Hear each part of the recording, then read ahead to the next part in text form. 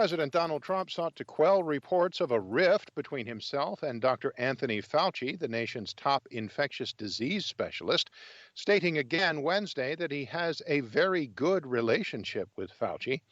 The president also looked to distance himself from an op-ed written by his trade advisor Peter Navarro in USA Today newspaper, in which Navarro says Fauci has been wrong about everything he has interacted with him on. Well, he made a statement representing himself.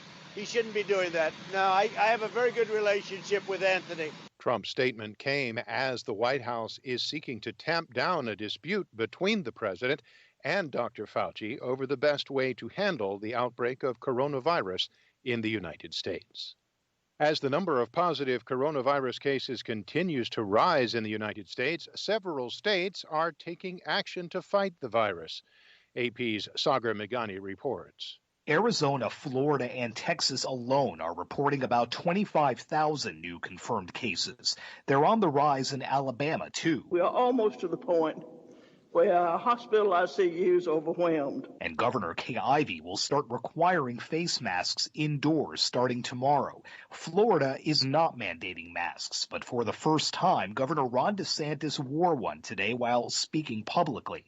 In Oklahoma, Kevin Stitt does not want to require masks. You just open up a big can of worms. This is a personal responsibility. He rarely wears one, and today became the first governor to say he's tested positive for the virus. Sager Maghani, Washington.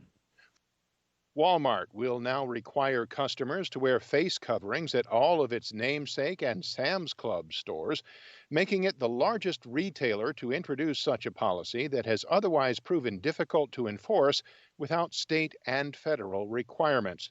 The company said the policy will go into effect on Monday to allow time to inform stores and customers.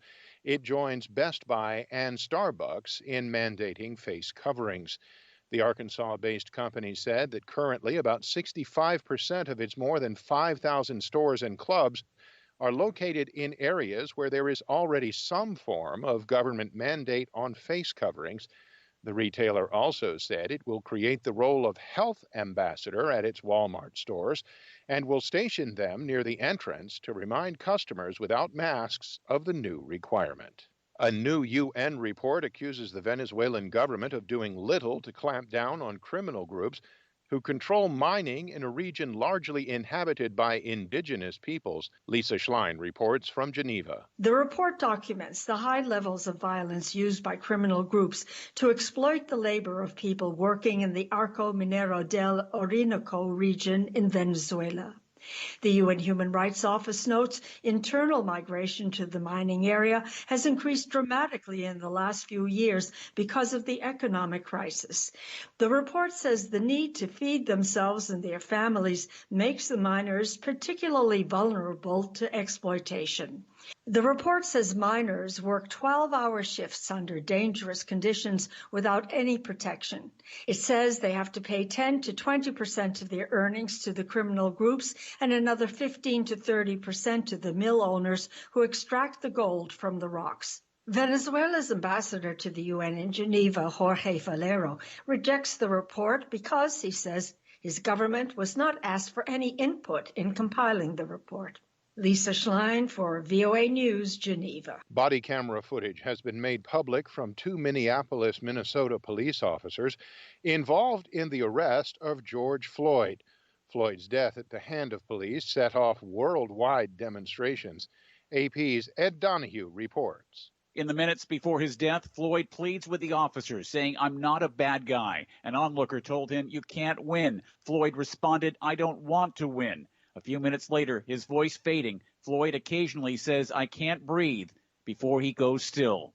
George Floyd's family is suing the city of Minneapolis. Attorney Benjamin Crump says the city allowed a culture of excessive force, racism, and impunity to flourish in the police force. I'm Ed Donahue.